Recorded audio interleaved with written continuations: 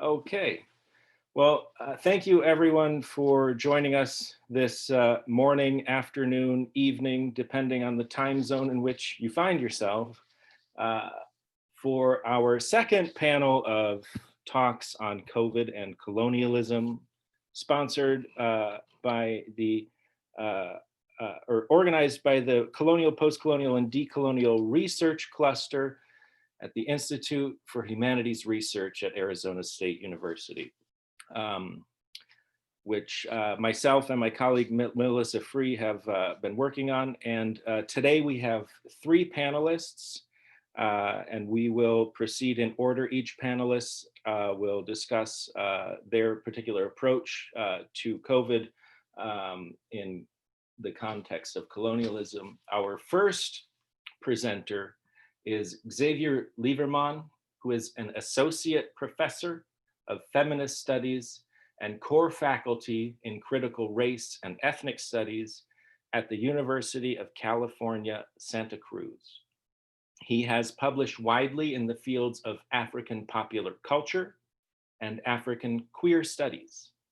His recent book, Kwaito Bodies, Remastering Space and Subjectivity in Post-Apartheid South Africa, discusses the rise of post-apartheid South African popular culture and its articulation with contemporary politics of race, gender, and sexuality. He is currently working on a project examining Black queer belonging in South Africa. And today, his talk will examine COVID-19 responses in South Africa and the various criticisms that such responses have elicited, as well as perhaps highlighting the unique ways that certain African countries such as Senegal, Sierra Leone, and even Rwanda have been well positioned to deal with the virus.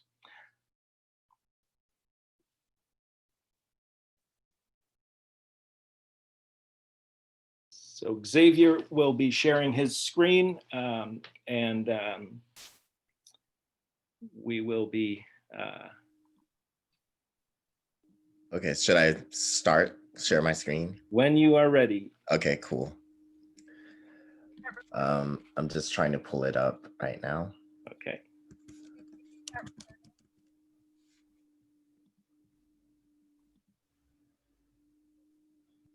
So while the slides are preparing, let me just, okay, there they are. Let me just first of all thank the Institute for Humanities Research at ASU for the invitation, particularly Melissa and Isaac as well for your work in helping put this together. And I also thank just all of you who are here today, who are gonna, listen to what I have to say. And, I appreciate your time. So I'm just gonna talk a little bit about African responses to COVID. And I decided to talk about it in South Africa where I do research.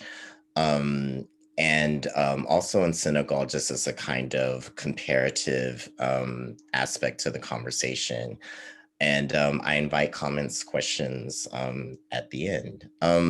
So I just wanted to kind of start off with just being able to kind of discuss South African inequality, because I think the first thing is to just,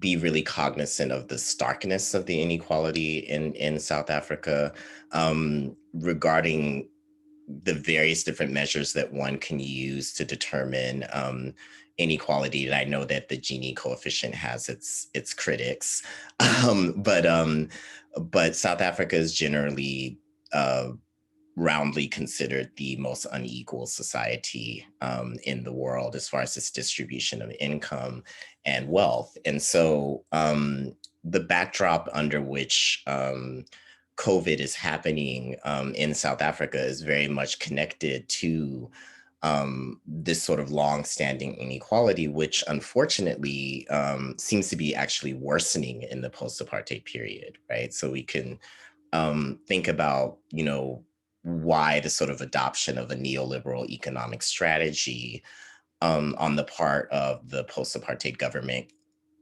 contributes to the widening inequality, right? of a post-apartheid South African society, the presence of a sort of growing Black middle class and Black elite notwithstanding. Um, so in that backdrop of the kind of colonial relationship of South Africa, then we have to really consider who were the first people who were being exposed to the virus and how did they get it, right? And I think that in the South African case, you know, the particular tragedy of COVID, of course, is that it was often elite, wealthier white South Africans who had international mobility of various different kinds, who were the ones who were the early, you know, the early people being infected with COVID. And yet on the flip side, it's the poor working class Black community that's disproportionately been infected with death and the sort of economic fallout from the virus. So if you look here, these are just kind of some compilations of numbers. I think that a couple things stand out. The more urbanized areas of South Africa tend to have higher rates of COVID infection. But the other thing is that the COVID infection rates in South Africa are amongst the highest are the highest on the African continent, first and foremost, and amongst some of the highest in the world. I believe South Africa is number 12 in cases. So I think that speaks to, once again, the sort of stark inequalities in the sense that you have a small number of South Africans who live this sort of first world lifestyle, frankly, that's sort of in, you know, and then a majority that are living, you know, on the edges of poverty. So there were a number of government measures that were taken by the South African government to try to deal with the crisis of COVID. And I think it's important to also imagine COVID as a sort of part of a series of ongoing crises, right, that the South African government has had to manage in the post-apartheid period. So um, so there's obviously a break in the intensity, perhaps, of the COVID crisis, but it is part of a sort of continuous management of crisis on the part of the South African government. And I would argue that that management of crisis on the part of the South African government has generally been in the favor of global capital more so than in the favor of, you know, the sort of everyday citizen. But I think that some of the unique features of South Africans' COVID response were, I think, some of the strictest, and I use this word lockdown because I hate it's the way it's circulating and to talk about COVID, but just as a shorthand, right? Strictest lockdown policies in the world beginning in late March that included the banning of alcohol and cigarette sales and anything that was just kind of remotely considered non-essential. There was a stimulus package that was announced to the tune of 500 billion rand, which I think is somewhere around $26 billion. So one of the more generous ones for a global South country. But I think it's important to note, not as generous as other middle income countries. Secondly, it's been very difficult to, well, I'll get into that, but it's been very difficult to track where the money went, right? In the sense of, like, you know, was the majority of the money for people or was it for corporations, right? And business owners. So there were criticisms of this government response, and I want to go through those really quickly, just to note also how this sort of plays out with the sort of larger colonial relationship that continues in South Africa. So, you know, needless to say, the COVID response sort of revealed and exacerbated the sort of bifurcated economic structure of South Africa. The stimulus package has been somewhat panned as insufficient to meet the needs, and I think on top of that, very poorly dispersed. So within a fairly short time, it became really clear that a lot of government officials were using the monies, or people connected to government officials were using the monies to, frankly, enrich themselves and not provide the sort of dispersed aid that they were supposed to provide, which a lot of it was meant to be like food parcels and food packages for the most poor. Um, I think the white South African backlash was very interesting, right? Because I think it speaks to, so it was very much similar to a lot of the white conservative or right wing um, backlash here in the United States, right? This sense of like, the government is making the wrong decisions with these lockdowns, and let's open up businesses, and we want to work, meaning you want your Black employees who are exposed to the virus to work on your behalf, right? And so a lot of that was going on. And I think that revealed, also this sort of bifurcated structure around a certain kinds of entitlement to, free movement, let's say, and so forth. And I think that what is really interesting, though, was that um, even in those criticisms, so let me go to the next point. I'll get back to the idea of who is being subjected to policing and surveillance, right? Was coupled with that was there was the over policing, and I would argue over surveillance of poor Black areas, including a number of police beatings, shootings of people, deaths of people. There was a lot of kind of going into people's yards and sort of informal settlements or in township areas, and discovering that someone had for example, brewed traditional alcohol, right? And dumping it out, right? And then beating and arresting people. Um, so a lot of these things were happening along with a sort of global consciousness around George Floyd. So a lot of folks were linking, right, the kind of police violence on Black peoples as a sort of global concern, right? And I want to talk about this because I think that even in the criticism of how um, policing was being done, sometimes that criticism seemed to me to be more about, well, Black people are being subjected to it and white people aren't, right? Versus, I think a larger criticism of over policing and surveillance per se, right? And I think that also in some ways exposes some of the challenges of left and left organizing in South Africa right now, particularly in a system whereby the police are cracking down on any kind of gatherings, right? So like the ability to kind of do protest or engage in protest actions. Also exposed, of course, is the sort of inadequate and uneven healthcare infrastructure of South Africa, whereby, literally depending on your class and racial position, you can, have some of the best healthcare in the world or literally some of the worst, right? And the sort of unevenness of that. And then the other thing that was quite shocking, although I shouldn't be surprised at anything that happens in South Africa now, but there were a lot of informal settlements that were being evicted and raised. And this was kind of under the guise of de-densification. So there's this idea that, okay, people are too close together. Um, let's de-densify. And so I just want to add that, there were a lot of imposition of fairly strict and stark measures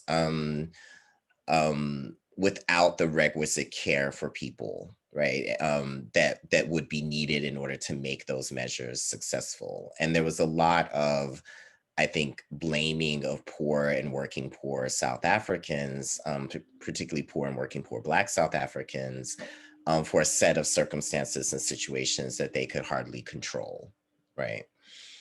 Um, so there were a number of different movements or social movements that tried to kind of organize online and do what they could do. And I think a couple of things that I wanted to point out was one that was called Justice for Shoni, which was basically a situation where someone was admitted to a public hospital because they were suffering from breathing problems, tested for COVID, never received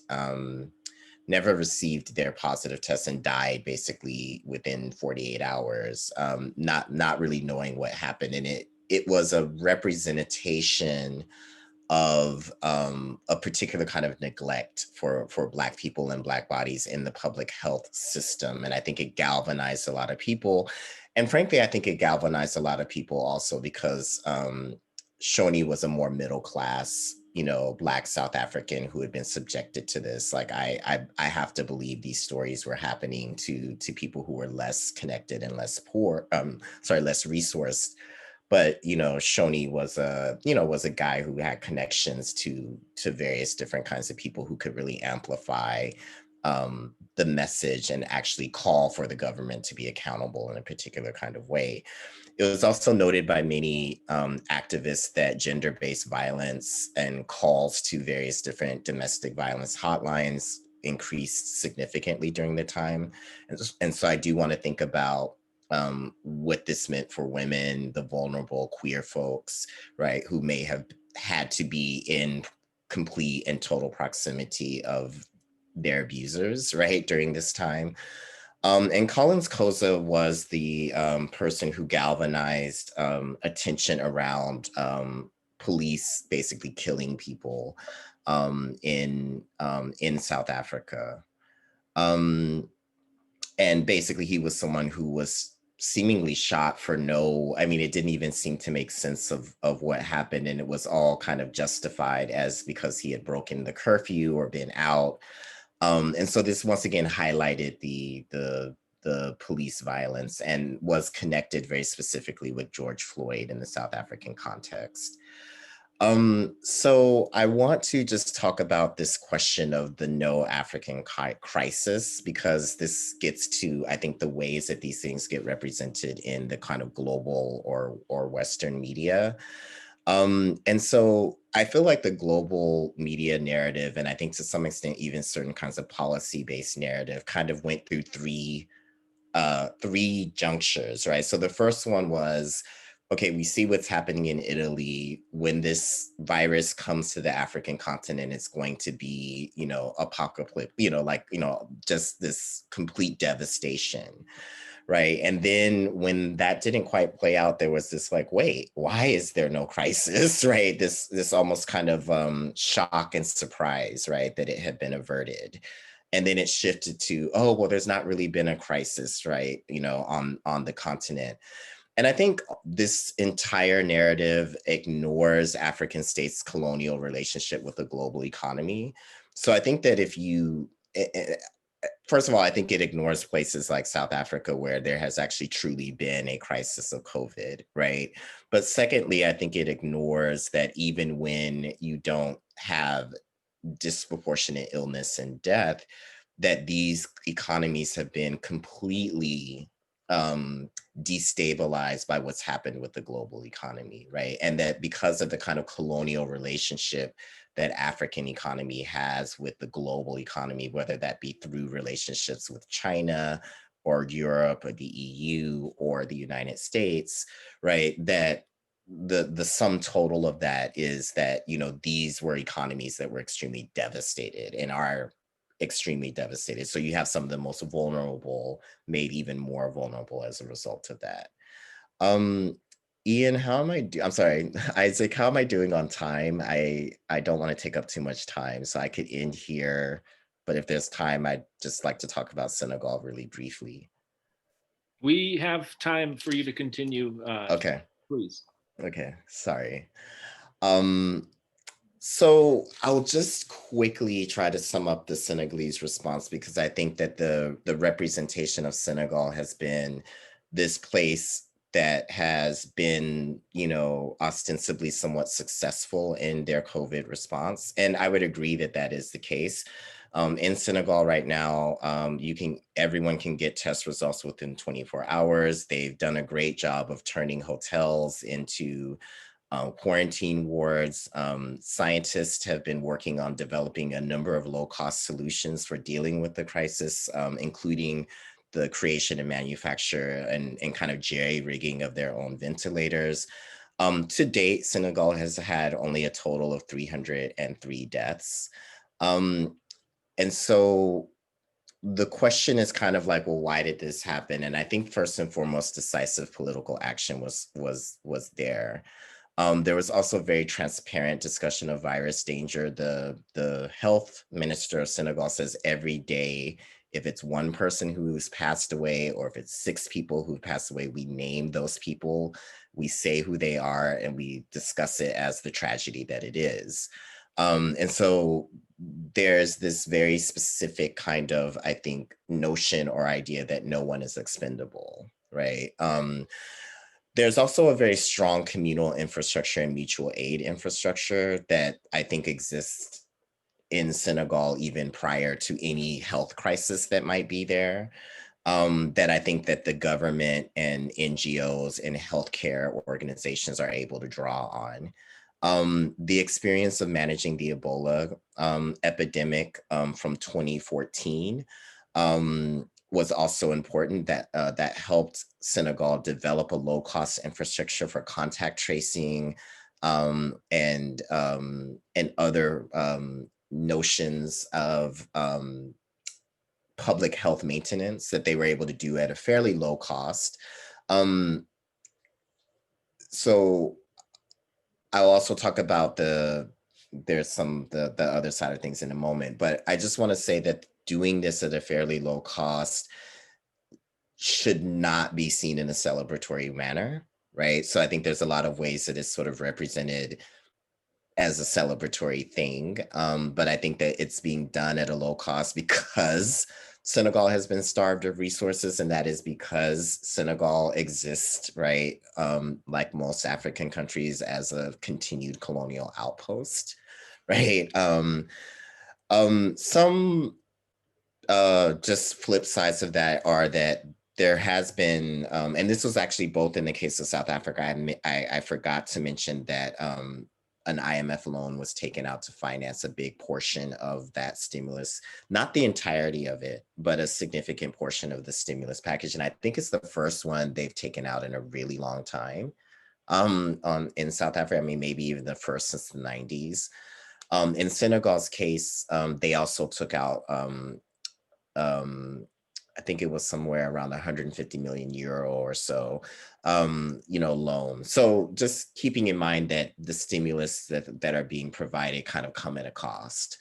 And Senegal also has a gendered economic fallout because women are more likely to be involved in the informal sector, the trading sector that has pretty much been, not allowed to flourish or cannot really function in the same way because of COVID. Um, and then, I guess I didn't have a last slide. So that's all that I'll have to say. I welcome comments and questions, and look forward to the rest of the conversation. So I don't know how to stop sharing my screen, Isaac. I got you. Let's see. I'll just share mine for a minute and then stop sharing. And then I think we're all back to no screen share. Thank you, Xavier Livermon, for that absolutely interesting talk about South African and Senegalese responses to COVID-19. For those participants and panelists who are interested, hold your questions to the end, and we'll have time for Q&A. But in the interest of moving forward, our second speaker is Ross Foreman, who is an associate professor in the Department of English and Comparative Literary Studies at the University of Warwick in the UK. His book, China and the Victorian Imagination, Empires Entwined, Cambridge University Press, won the Rudikoff Prize for Best First Book in Victorian Studies. He is currently completing a book project entitled Asian Matters, British Viewpoints, East and Southeast Asia in the Victorian Public Arena. With Matthew Resnicek, he is the co-organizer of the North American Victorian Studies Association's reading group on Victorian pandemics. And there's a link that I'll post in the chat if anyone's interested in joining that group. In his presentation, Ross Foreman will look at how long-standing discourses of Oriental stasis and autocracy, discourses which motivated informal imperialism in China by Europeans and Americans during the 19th century, have been reiterated and recycled in the wake of COVID-19. Thank you, Ross. All right. Can you hear me now? Yes, good. Okay. So I'm going to think about some of the, I think it's not exactly a fully formed paper, more a bunch of observations that I think will give us some ideas about how the relationship between China in the 19th century has continued to structure many of the ways in which China is considered today, and in the way in which some very problematic discourses in particular have reemerged very prominently in the wake of COVID. Well, it should be sharing. Okay, so here's an image, I think a wonderful image, where we see the yellow peril, Kung Flu, the Chinese virus, pandemic, all kind of brought together. And this is, I think, at the crux of what is happening now in the way in which politicians, far right groups, etc., xenophobes of all kinds across the world are motivating some of the historical discourses around China and Chinese people. So in a recent article, and here I can't even read it because I have to move the bubbles. Okay. In a recent article on the revival of yellow peril, Gwen Darkangelis writes, what Vijay Prashad calls Western fantasies of Chinese domination began in the 1980s, and US fears only increased with China's continued rise in economic and military power. And of course, this is also consequent with changes in immigration law in the US, where you start to get much wider scale immigration from mainland China. When a novel pathogen, SARS-CoV, was identified in Guangdong province, China in November 2002, later appearing in the United States in March 2003, US discourse focused on China as a disease threat. The resulting resurgence of racialized disease tropes mirror what we see in today's COVID-19 pandemic context, ever since its identification in Wuhan, the capital of Hubei province in central China. From US government officials' rhetoric to mass media, Chinese are depicted as disease vectors and Chinese culture as consisting of exotic cuisine and unhygienic markets. And we can all think about the way in which the bat soup video has been circulating, and the fact that most wet markets are mainly selling vegetables and fruits. They're not really selling all of these exotic things that they've been stigmatized as some kind of locus for disease, but it's really not true. Okay. So let me now start to put some of the historical, mostly Western discourses about China in the context of the pandemic. So here's an illustration from the South China Morning Post, which is an illustration to an editorial called "China Bashing Detracts from the Country's Epic and Unprecedented Battle Against Coronavirus." And you can see, we have the Kung Fu Panda there, dressed up in the kind of regalia of the traditional regalia of the statue, the Xi'an statues that we're all familiar with, and so on. The Chinese flag made into a kind of shield, the sword, etc. All this kind of iconography of the fighting of the disease that I think is really interesting, and an interesting response to some of the more unpleasant racist stereotyping that has been going on. Similarly, the South China Morning Post published this Uncle Sam image between Uncle Sam and the panda with the battleships, and COVID in the middle as that kind of divider, that thing that blinds both sides, and suggests what we all know, of course, that so many of these discourses about COVID are really much more about global power than they are about the disease itself or anything having to do with managing the disease.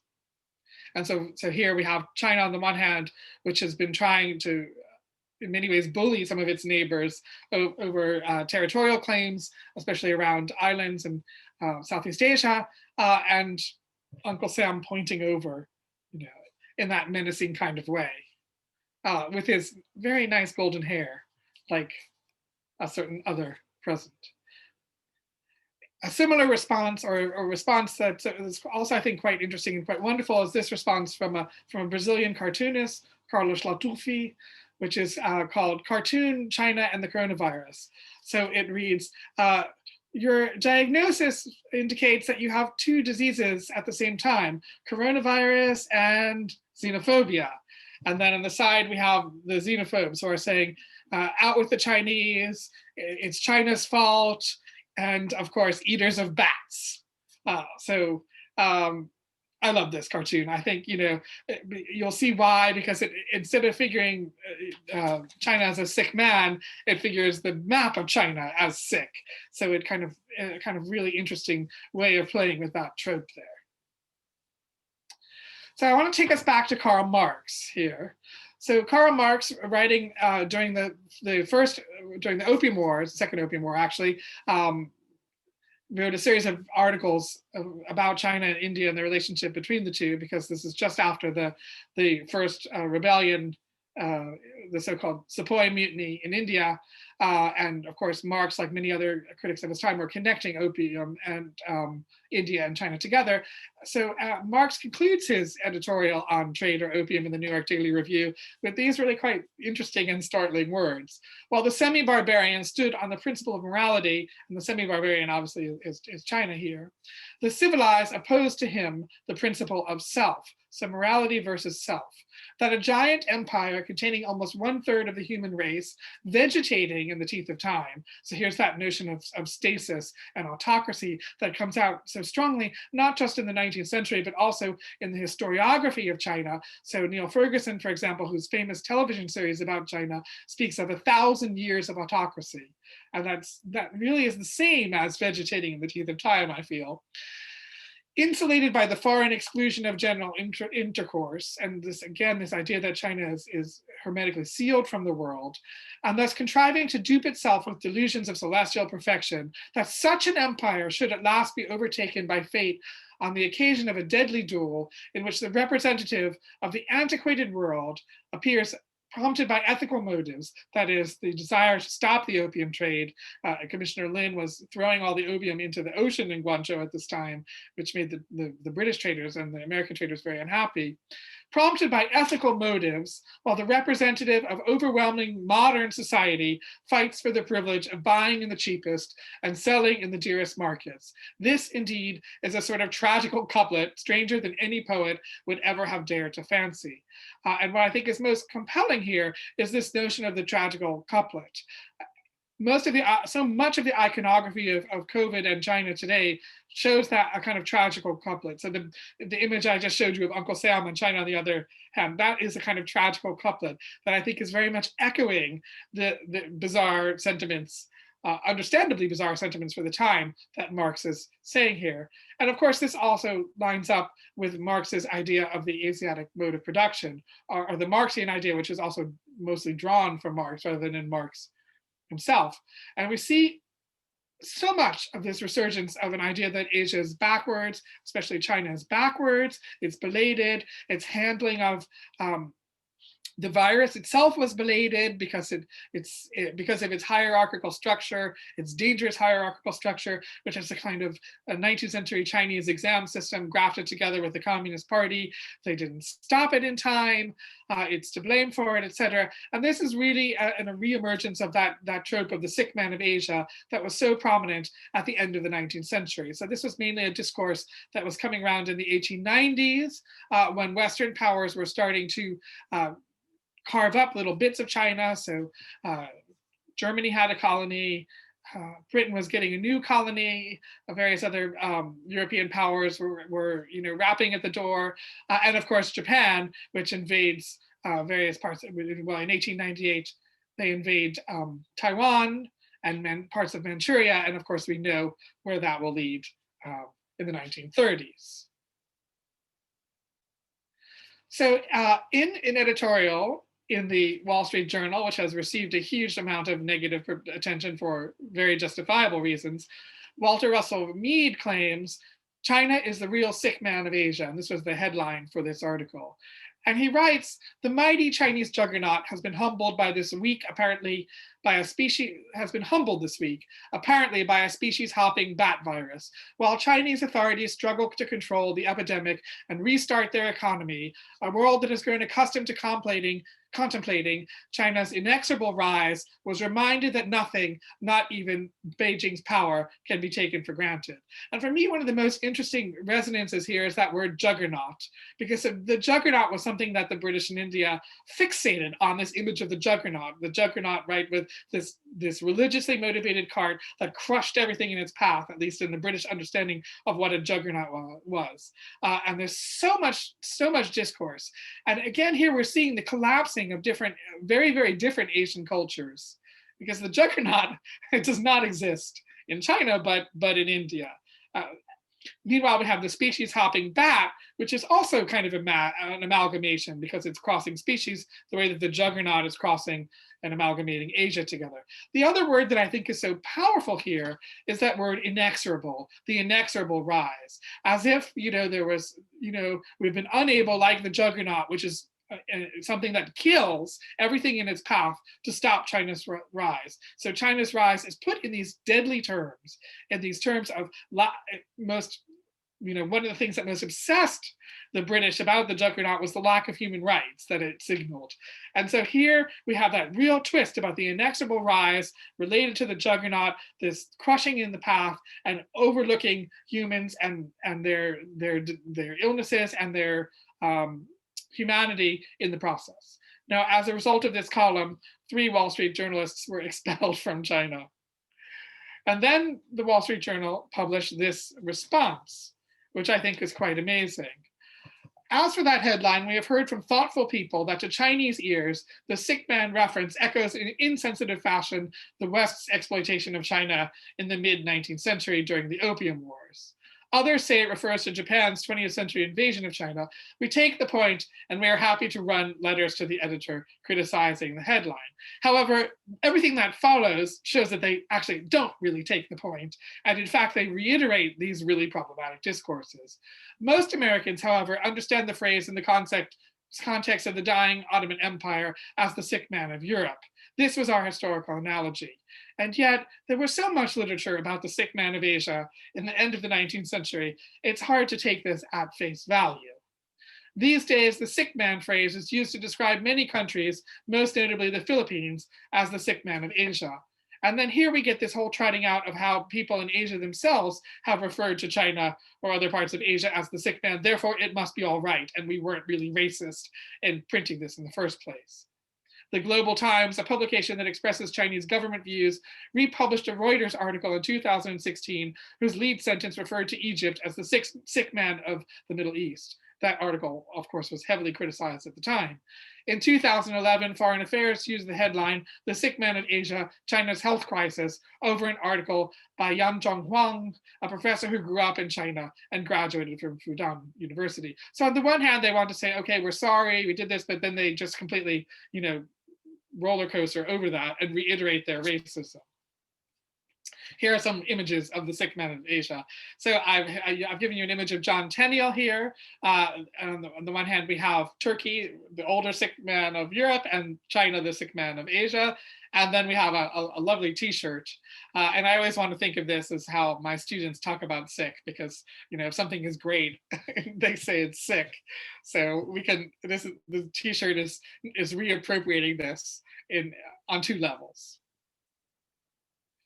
Okay, now another discourse that I see coming through quite powerfully is a discourse we find in Asiatic invasion novels. These are yellow peril novels that are coming out largely starting in the late 1880s and throughout the 1890s and the early 20th century, where the yellow peril is sort of striking Europe, Australia, North America, Caribbean, and Latin America. And one of the common themes of these novels is that there's a plague that precedes an invasion. They also have an internal war where Europeans are fighting with each other.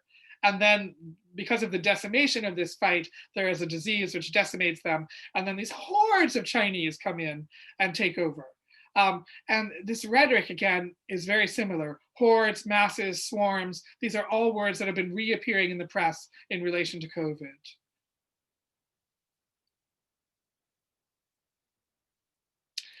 recently, a colleague of mine, Millie Taylor Brown, pointed me to this wonderful story called Bacillus Antikytherae by Julian Mitchell.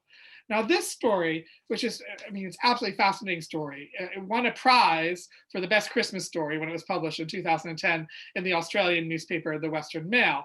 And the narrator of this story, well, it's actually not the narrator who developed it, but the narrator's friend who develops it, has developed what he calls the white knight bacillus. And he shows it to him under the microscope. It is this attacking bacillus, murdering bacillus, they keep talking about it, that is going to cure, that's going to purify Chinese blood. So this bacillus only attacks the Chinese community in Australia, mainly the vegetable sellers, the laundries, and the various other, all of these traditional stereotypical industries associated with Chinese people are mentioned in the story.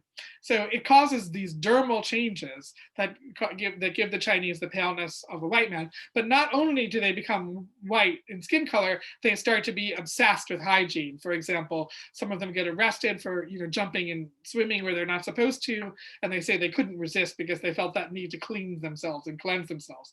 I mean, obviously you couldn't get more racist than this, but you can see, I mean, this way in which a bacillus, a disease, etc., is linked is so incredibly fascinating.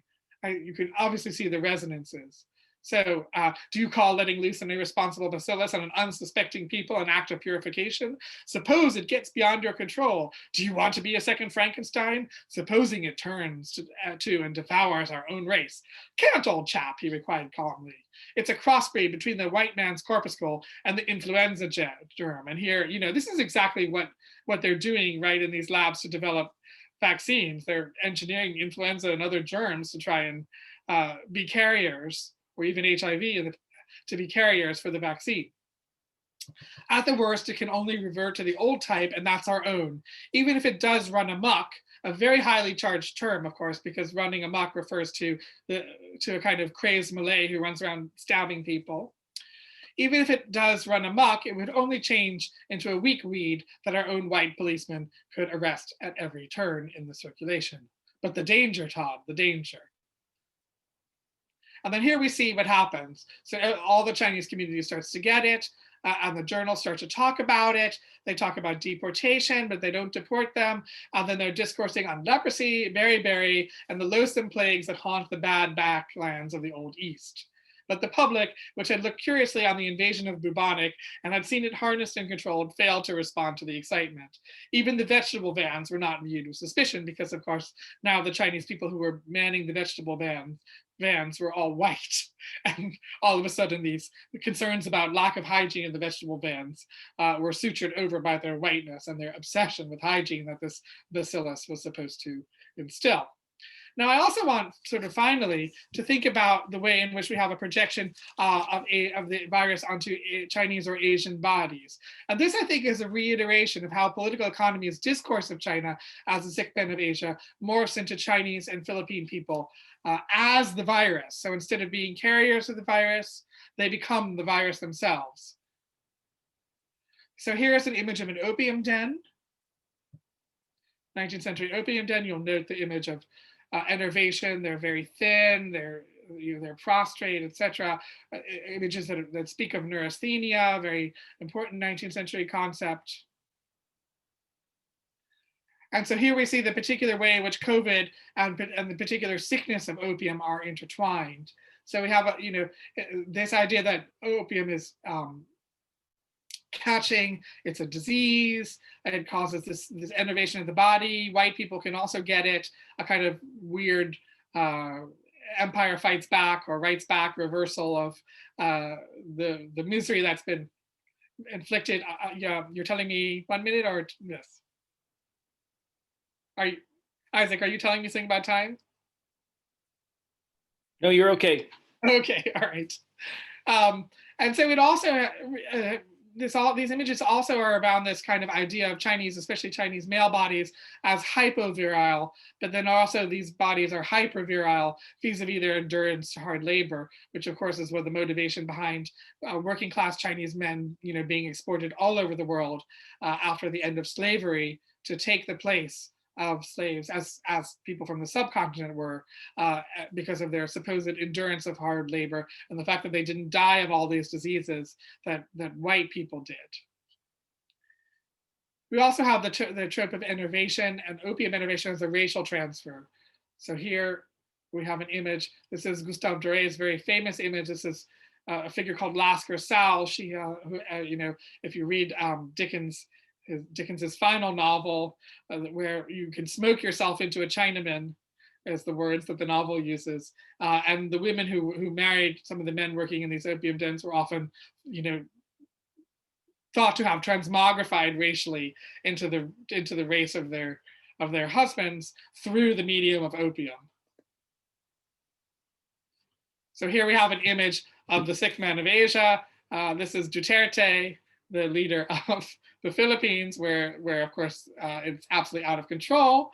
And he's sneezing, obviously.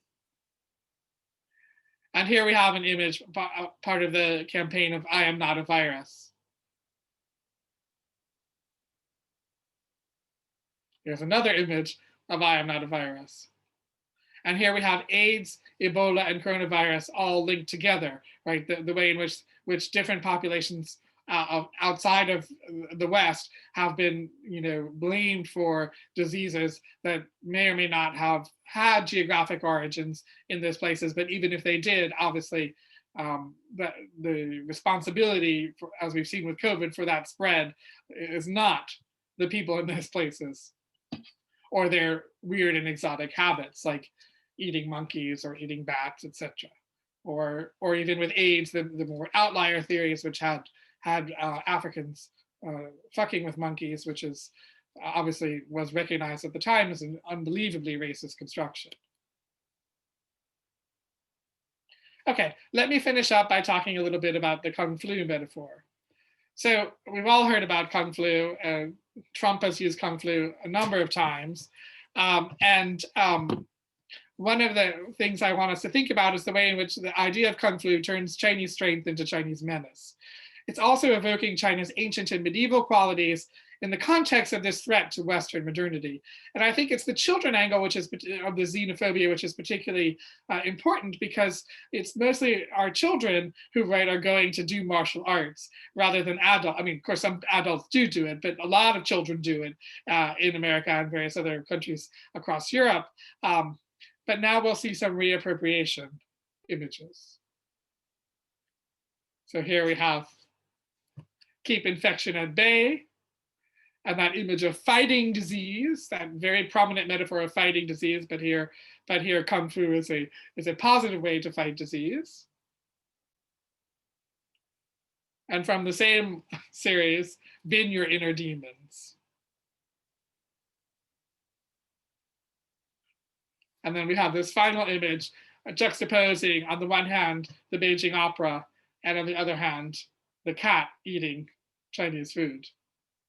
Okay, I think this is probably a good place to stop. I hope I've given you some ways to think about these discourses of autocracy, of Orientalism, of stasis, of decadence, all of which have reemerged and have been applied especially to Chinese bodies and other Asian bodies in the age of COVID. Thank you.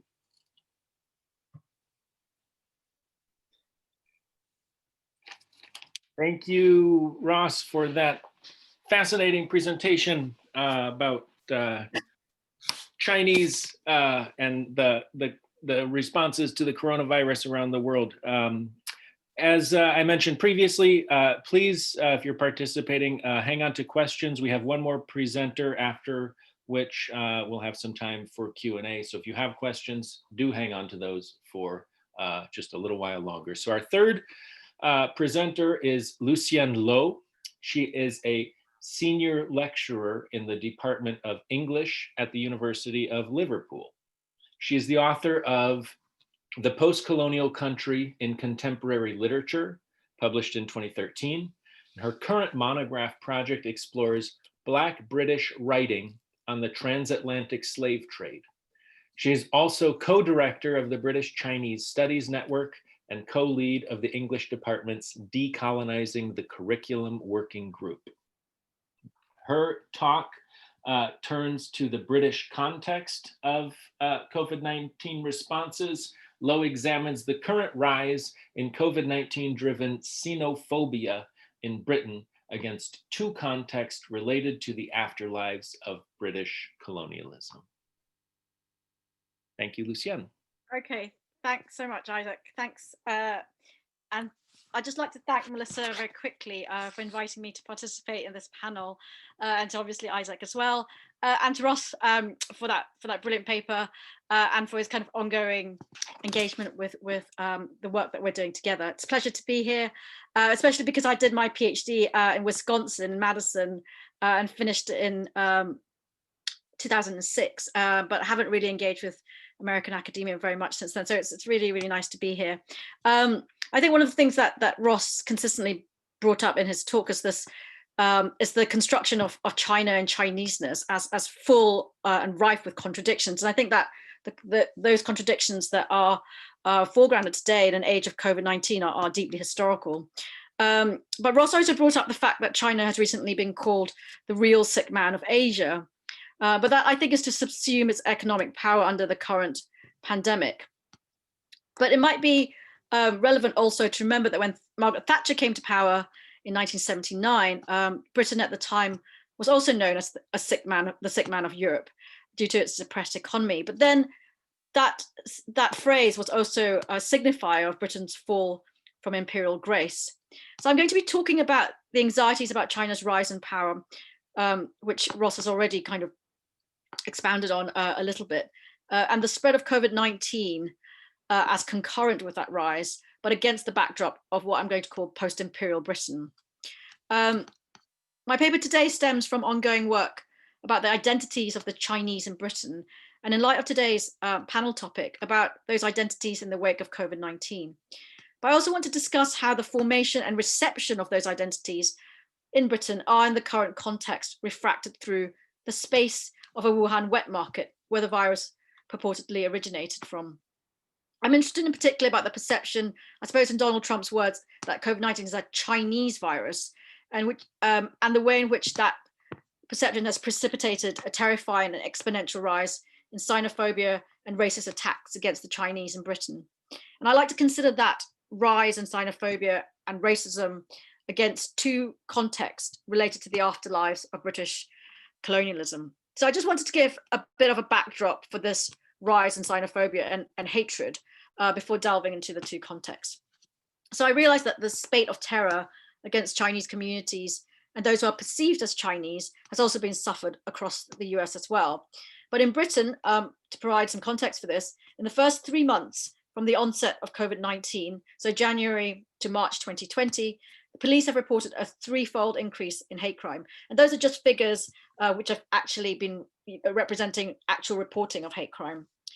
A recent national YouGov poll found that between the 10th and the 17th of June 2020, some 76% of ethnic Chinese questioned said they had experienced racial slurs against them on at least one occasion. Much of this hatred is also spread across digital platforms as well. The Israeli startup Light tracks online hate speech and cyberbullying and reports it has seen a 900% increase in abuse targeting Asian people since the outbreak began. And while these statistics are shocking and utterly reprehensible, the 2016 Economic and Social Research Council funded project reveals a lesser known fact that Chinese men and women in the UK, at 15% of the Chinese population, face one of the highest rates of ethnic and racial harassment in the UK. And when I came across that statistic, I was really surprised myself because it didn't strike me as something that's well known. And I think that's because of the relative invisibility of the Chinese as well, and that's partially a driver for today's rise in hatred and in racially motivated crime against the Chinese. So why is this figure quite so high now, and why is this figure of 15% of the Chinese population being targeted historically? Why is that quite so high? And why has COVID-19 exacerbated this hostility and hatred towards the Chinese? Against the wake of the global spread of COVID and its purported origins in a Wuhan wet market, I'd like to explore this current rise in Britain against two main contexts related to the afterlives of British imperialism. So the first then concerns Britain as a post-imperial nation, as I've mentioned, but in a globalized world dominated by the US and by China. The mapping of Britain's global standing in terms of its geopolitical clout and economic power onto a fear and hatred of Chinese bodies as diseased is effectively a racist projection of anxieties around the ineluctability of British political disenfranchisement and economic demise. This then becomes a form of schizophrenic displacement of fear of the Chinese at large, both as contagion and as crucible of the global economy, even though the Brits are still exceptionally reliant on cheap Chinese labor and obviously the products that that labor produces. So these ideologies I want to suggest underpin the spirit of a post-imperial Britain, a political and social attitude brimming with the imperial verve underlying much of Tory rhetoric at the moment, and indeed historically since Thatcher. However, this particular form of aspiration to greatness and subsequent disillusionment, and that contradiction is key to that post-imperial sentiment, is intrinsic to what drives what in After Empire, what Paul Gilroy calls post-imperial melancholia. And we see that particular formation of a contradictory affect. In fact, in the way in which the test and trace system in Britain was called world beating by the Tories, but then in the end turned out to be a complete shambles, and the Telegraph labeled it a global embarrassment. So it's playing out again, in fact, in the way in which Britain confronts the virus. Paul Gilroy argues that, quote, an older, more dignified sadness that was born in the 19th century should be sharply distinguished from the guilt-ridden loathing and depression that have come to characterize Britain's xenophobic responses to the strangers who have intruded upon it more recently.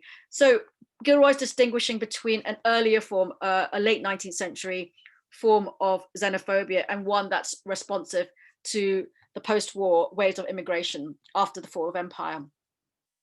But for Gilroy, the structuring affective principles of this post-imperial melancholia, signified by a persistent depressive state, is a response to a consistent failure to fulfill aspirations to imperial greatness, but then is fundamentally imbricated in a particular British form of xenophobia as well. So I'd say that in the current context of COVID-19, this xenophobia has found a concentrated, collective, and dare I say, easy target in the Chinese in Britain. Of course, a hugely varied community, both consisting of communities from a vast ethnic Chinese diaspora and from mainland China itself. And as I mentioned, a community which of course has suffered historical racism in the UK. So I've just got a few slides which reflect how this historical racism is located in historical fear of the spread of Chinese global power, and that Ross has mentioned that a little bit as well, but I've got a different series of slides here. So the first here from Punch magazine in 1882 depicts an octopus-like figure, John Bull, with a quintessential English bowler hat. Now, John Bull was a popular imperial figure, like Britannia, and represented the embodiment of bourgeois English and British character. Here we see Britain effectively being condemned for its imperial interests, with the tentacles of the octopus grabbing for Egypt in particular as part of the scramble for Africa. Only 4 years later, in 1886, the same motif is used by the Sydney Bulletin to depict a Mongolian octopus, a racist caricature of an octopus-like figure, this time with physiologically racist head and facial features, and with tentacles that are variously labeled smallpox, typhoid, bribery, customs robbery, cheap labor, opium, as well as popular gambling games amongst the Chinese like Fantan and Pakapu. And while this cartoon portrays the perspective of Australia, the confluence of Chinese propensity for gambling, drugs, and Ross talked about opium, and the association with disease, corruption, exploitation of global trading and tax protocols, deliberately depressing labor costs, these are all uncannily familiar today in geopolitical discourse, 135 years later, against the backdrop of COVID-19. So the spread of COVID-19 as a global pandemic has become conflated with the spread of Chinese biopower, imbricated in Chinese global economic, technological, and industrial dominance. Fear over the spread of the virus then, which purportedly originated from China, has been transposed onto a fear and resentment over the ceaseless and engulfing spread of Chinese capital. Now, this in turn has mapped onto a global spread of the disease, both into developed parts of the world like Europe, where China has been perceived to stealthily buy increasing portions of its economy, and less developed countries as well. So, for example, in Africa, where Chinese corporations and industries are forging influence, economic clout, political power through enormous state-sanctioned infrastructural projects and investments.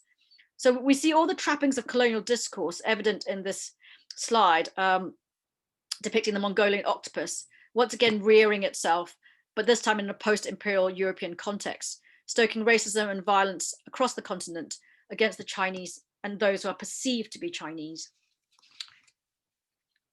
So fin de siècle, late 19th century anxieties of global Chinese dominance can also be seen, for example, in this cover of the 1898 novel The Yellow Danger by M.P. Shiel, a novel about a Fu Manchu-like character aiming to destroy the white race and conquer the world for East Asians. But this image is also similarly replete with the current xenophobic connotations around COVID and its global spread, which Ross has already mentioned. And unsurprisingly, again, lots of resonances with images that Ross has shown. In the same period as that previous slide, we also see evidence of the need to promulgate imperial ideologies of the might and right of Britain. And in this image from Punch in 1900, at around the same time as the novel by Shiel was published, we see an angelic winged figure with the word civilization branded across its wings and brandishing a shield with the cross of St. George atop a white horse, while quashing a Chinese-looking dragon with its hallmark Asiatic tendrils. Presumably then, the Chinese dragon here in this image signifies the antithesis of British civilization. And I like to suggest that this binary which constructs the Orient and East Asia as the other to be civilized continues to exist in the way in which the Chinese migrant and immigrant is placed uncomfortably beyond the narrative of British multiculturalism. But this, of course, has much to do with the perception that the initial outbreak of COVID-19 was due to the anachronistic, barbaric food practices of the Chinese and what Sir Paul McCartney recently called medieval. And again, tropes which Ross has raised as well. So if an aged Beatles musician proclaims that the Chinese are medieval, I think this has a profound impact on the way in which the Chinese in the UK are perceived. And I'd like to turn to in the second part of my paper very briefly to discuss the more recent modalities of Britain's attempt to confront its post-imperial pathology in the context of COVID-19. Now, this involves underscoring the consistent image of the Chinese immigrant or migrant as outside forms of British civilization, so beyond its morals, its culture, and its societal values. I think this continues this vein of contradiction that both papers by Ross and myself at the moment are trying to kind of work through. So China's advanced technological modes, as well as its various repressive forms of social control and discipline, have actually enabled the virus to be successfully suppressed in China relative to lots of other countries. And it also appears to be the first major economy to recover from the economic derailment caused by the virus. Yet, these achievements have once again been turned into negative stereotypes, linking the Chinese with authoritarianism and a non-freedom-loving populace, the opposite of the freedom-loving Brits, in Boris Johnson's words, which makes the Brits apparently ill-disposed to combating the virus due to their innate national love for individualism and independence. So this kind of political rhetoric that pits Western values against supposedly Eastern ones becomes, in the context of current efforts to repress the virus, yet another way to vilify the Chinese in the UK through further stereotyping and further marginalization, which then limits their participation in the national narrative for recovery and the struggle against the virus. Further contradictions abound when we look at the Chinese in Britain as the model minority, whose hard work, enterprise, and self-sufficiency have placed them as epitomizing in some ways Thatcherite values, but whose economic success continues to place them beyond the national narrative of success because of the perception that many Chinese work as undocumented workers and others operate within a shadowy and unregulated economy, both within the UK and throughout the Chinese diaspora and in China itself. So there is an enduring suspicion around Chinese economic success, both within the UK and globally, and which limits then contemporary British multiculturalism, which itself is a formation of empire. So because China was never really politically and economically colonized by the British. The British national and imperial imaginary never really encompassed China in the same way as it did, say, the South Asian continent, significant portions of Africa, East, West, and Southern, and throughout the Caribbean. So somehow its economic success at the moment is perceived to be outside the formations of European capitalism because it was never really encompassed within it, and so is suspect in kind of a wider perception of global economic dominance. So it's the levers of its economic power are constantly being scrutinized. And this relates to the liminal position of Chinese immigrants, I think, within a narrative of contemporary British multiculturalism. So the British Chinese successes, economic successes within the country are also scrutinized with suspicion. But it's also linked to the fact that the history of immigration in the UK, following the British Nationality Act of 1948, the history of immigration was primarily from the ex-colonies or colonies at the time of the Nationality Act of 48, when some colonies hadn't gained their independence. But then also the subsequent reverse colonization that took place, I think, following 1948 and continues to take place in Britain, marginalizes the Chinese as well. So the Chinese have never quite taken part in that extensive history of reverse colonization, which constitutes British multiculturalism today. And I think this long-standing historical marginalization of the Chinese has made them all the more vulnerable to the kind of racist hostilities they face today against the backdrop of COVID-19. So I appreciate what I've done today. I think I'm just going to end now, is to really focus on the Chinese in Britain as an ethnic and racialized community, although admittedly it's exceptionally diverse. And the limitations to this theorization of the Chinese, as Diana Ye has astutely pointed out in her recent work on COVID-19, anti-Asian racial violence and the borders of Chineseness. Ye rightly points out that the rise in harassment, hostility, and hate crime in the wake of COVID-19 has been targeted at anyone perceived to be Chinese, including many East Asians and Southeast Asians of non-Han Chinese descent. However, I think that the complex and conflicted anxieties I've already discussed are still very much relevant. It doesn't matter to the perpetrators of hate crime and other pernicious forms of racist hatred, whether their targets are either actually ethnically Chinese or only perceived to be Chinese.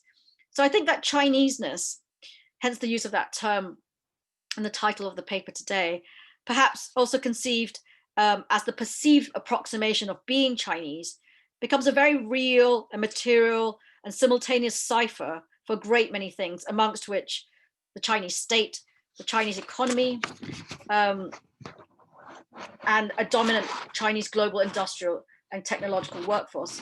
And now I think we can certainly add COVID-19 to that ever-growing list. Thanks very much.